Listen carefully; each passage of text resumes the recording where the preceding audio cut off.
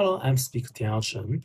Today, I would like to analyze the problem we may encounter when negotiating with Japanese people and companies, and how to solve them according to the characteristics of Japanese culture.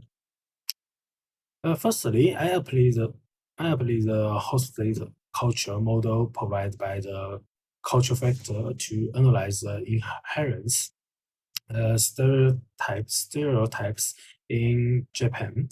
As can be seen from the figure, motivation toward achieve and success. Sorry. Uncertainty avoidance, and the long-term orientation have almost reached the highest value in Japan. Uncertainty avoidance and index means that in Japanese culture, uncertainty avoidance is extremely fond of, which makes which make Japanese people master all the detail that may cause uncertainty, which is also one of the reasons why Japanese provides by all country in the world in terms of the detail. Two other indicators suggest that in Japanese culture favor a long-term relationship over short-term contract, and there is more space for compromise in order to achieve success.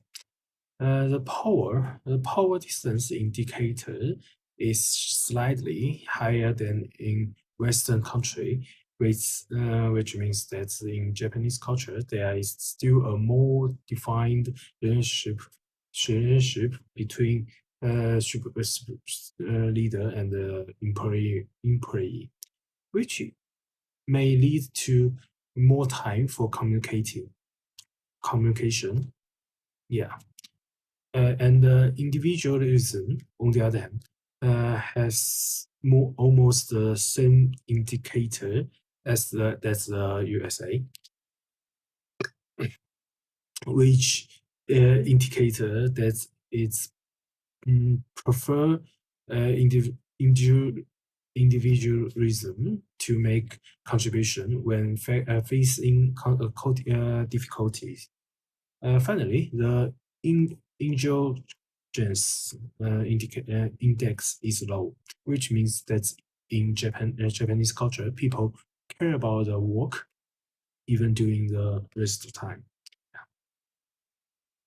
Secondly, I refer to the concept of high content and the low high content and low content in the culture map right by Maya E 2016. The figure shows that Japan is a typical high content country, which means that directly language impression may be considered important or rude in Japanese culture because they tend to be expressed indirectly or secretly. So, what problem are we likely to encounter when we meet a negotiator of Japanese culture? They provide information, but the expectation of exchanging information is not quick. They are good at communication, but on the other hand, they rarely reveal their real thoughts and feeling, and which make them easy to control the situation in the negotiation. Although they don't like small talk during negotiation due to their aversion to uncertainty, uncertainty. They will constantly discuss the detail of the negotiations, which can take a long time.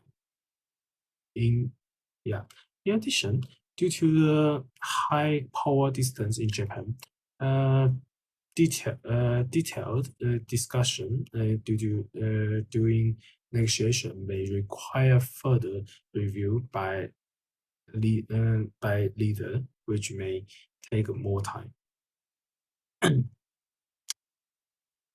And their individualism, so which means they want everyone to contribute to find the solutions. However, directly or public criticism of something that isn't working may make us seem rude to them, or even insulting to them. This means that when they feel a solution is not feasible, they may remain skeptical and not express rejection outright. They are one of the most long-term orientation country, which make them more receptive to concessions. This is because they are more focused on long-term cooperation with the negotiating partner rather than immediately success. On the other hand, they are also one of the most motivated to pursue success and achievements, which may allow them to make an open price to help them have more space, more room to negotiate. In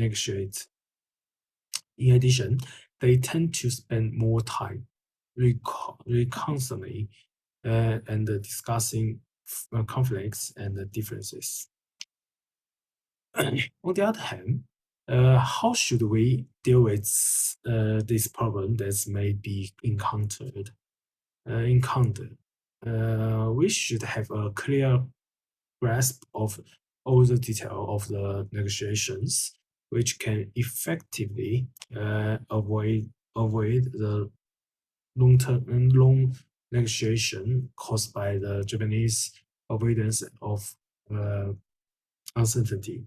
In addition, we should allow sufficient time for this negotiation to deal with various problems that may arise and the time that the Japanese need to ask their supervisor leader. Yeah, we need to actively propose a solution to problem that arise due to negotiation.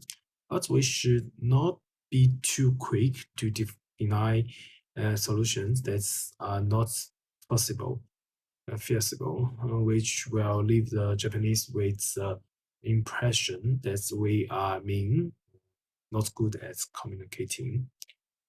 As for the concessions of Japanese, although we can gain the most benefit if we want to cooperate in the long term. In long term, we should also show where we can make concession to achieve mutual benefit. If we expect the Japanese to make all the concession, it may cause the other side to feel that we are greedy and leave, and they go away.